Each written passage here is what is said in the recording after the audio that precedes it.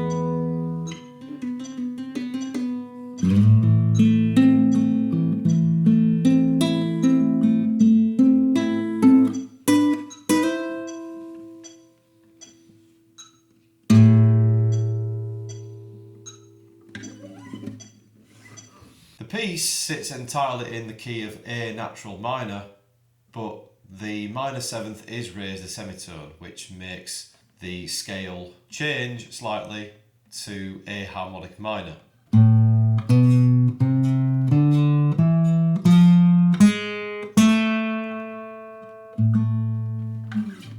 The notes of A harmonic minor are A, B, C, D, E, F, G sharp, A. Now, as I go through each of the chords, you will see the chord symbols, the guitar tab, and the music notation for each. The first chord is an A minor add fourth or added fourth. It begins with the little finger pressed on fret 7 of the D string, the middle finger pressed on fret 5 of the G string, the index finger placed on fret 3 of the B string, and the E string is played open.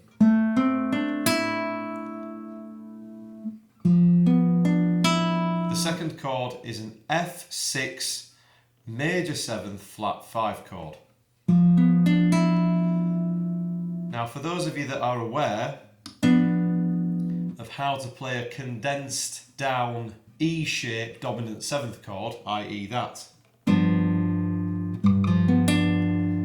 you will be very familiar with that almost triangular shape that I've got down on the fingerboard. The index finger is placed on fret 3 of the D string, the ring finger on fret 4 of the G string, the middle finger tucked in neatly beneath the index finger on fret 3 of the B string, and again the E string is played open. The third chord is an E dominant 7th flat 9 chord over a G sharp. So G sharp here would point to the lowest registered note in the chord voicing. The E note is the highest sounding note in the chord, which in this context is the root note.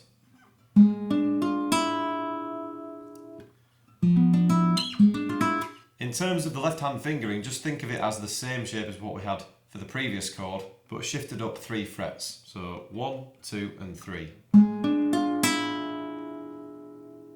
And notice how all of these chords have in common an open E string. Then we go back to the first chord that we had. Those 4 chords put together happen twice. We then go on to an A minor 6 chord. This is the middle finger pressed down on fret 7 of the D string, the little finger pressed down on fret 9 of the G string, the index finger pressed down on fret 6 of the B string, and the ring finger placed down on fret 8 of the E string. Joe then goes into an A minor E shape from the bog standard bar chord, starting on fret 7 of the D string with the ring finger, and then barring across fret 5 with just the index finger, from the G to the E string. Those 2 chords then get repeated before he goes into that lovely sounding sweet F major 7 chord. The F major 7 chord, to play that, you put your little finger on fret number 8 of the A string, your ring finger on fret 7 of the D string, your index finger bars across fret 5 of the G and the B string. That chord is then followed up with an F minor major 7th chord added 6th.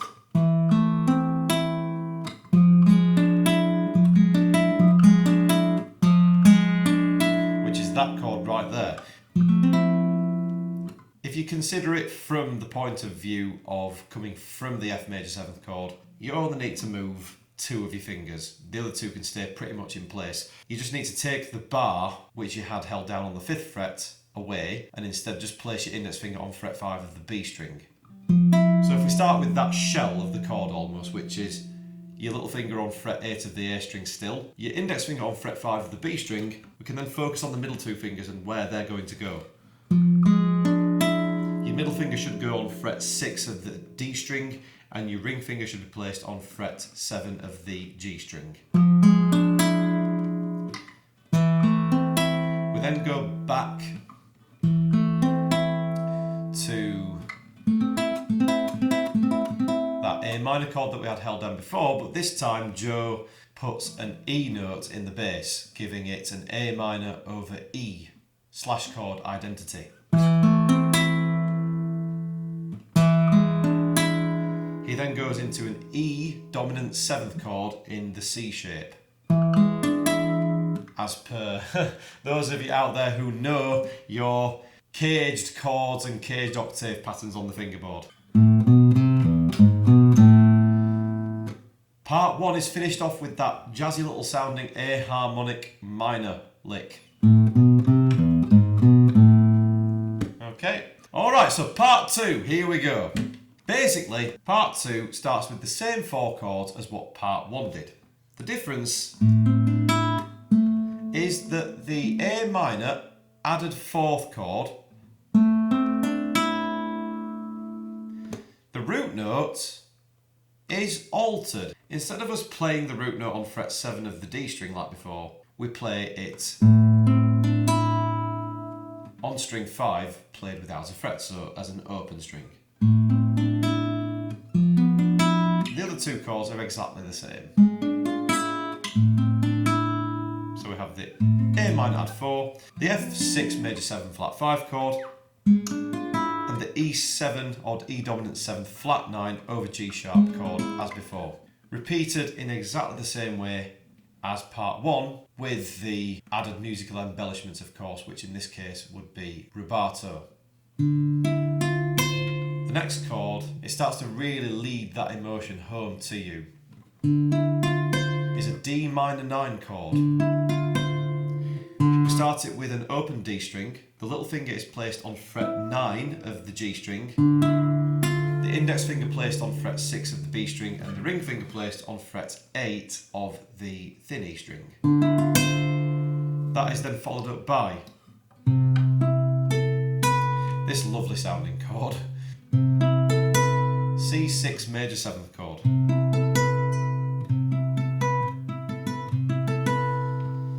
The middle finger is the lowest sounding note in the chord, which is placed on fret 8 of the thick E string. The ring finger is placed on fret 9 of the G string, the little finger placed on fret 10 of the B string, and the index finger placed on fret 7 of the E string. The next chord looks almost like a B minor 7th chord in the E position, again for those of you that are aware of caged chords and octave patterns. So that chord right there, but without the 5th on the A string. So if you take that away and just bar across the D to the B strings with your middle finger muting out the A string, if you start there and just rejumble the ring finger area somewhat, so you leave your middle finger where it is, put your ring finger up on fret 7 of the D string only, tuck your little finger in on fret 7 of the G string, and then place your index finger on fret 5 of the B string. Joe then takes the middle finger off, plays the open E string, and replaces the ring finger, which was on fret 7 for the last chord. So we then take the middle finger off and we replace fret 7 on the D string with fret 6 on the D string, which our middle fingers can hold down. This gives us just simply an E dominant 7th chord, but in a very interesting chord voicing.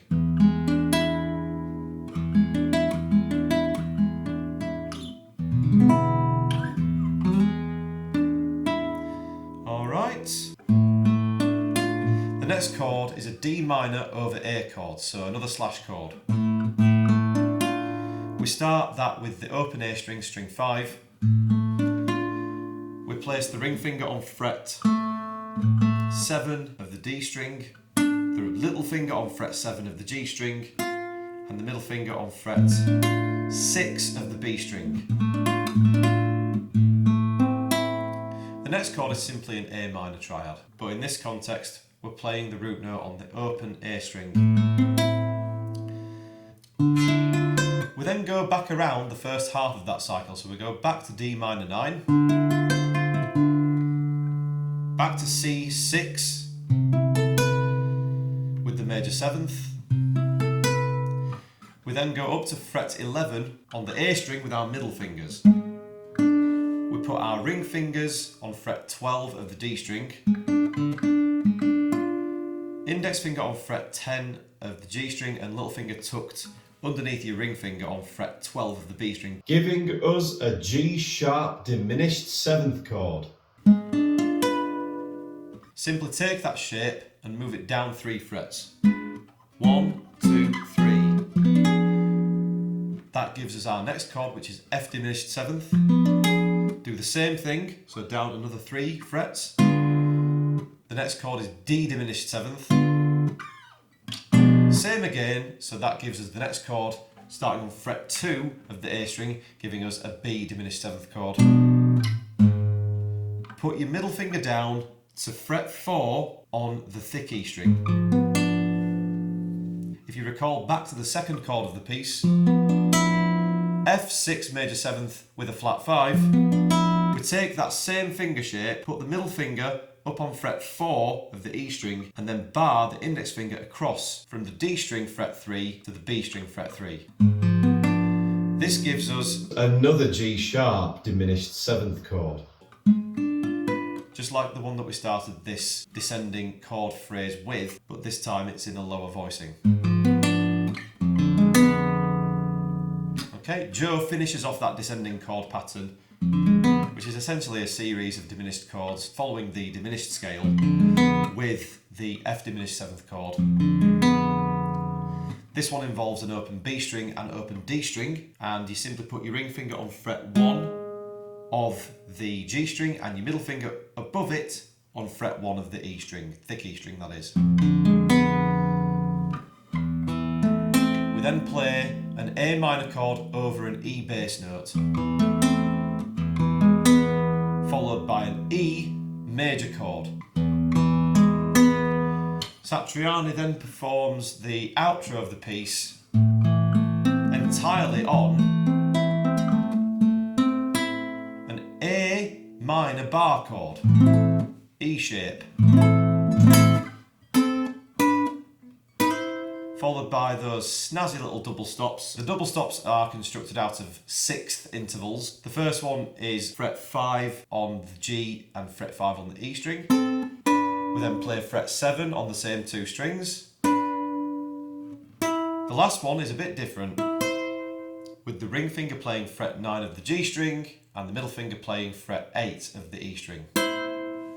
I then take my index finger and tap on fret 5 of the thick E string to finish the piece off. Alright folks, so those are all of the chords to Tears in the Rain explained note for note, fret for fret. If you have any questions, feel free to write me a comment below and I'll answer when I can. If you found my video helpful today, I would appreciate you dropping my channel a subscribe, and if you're feeling extra generous, maybe you could even drop the video a like, a thumbs up, okay?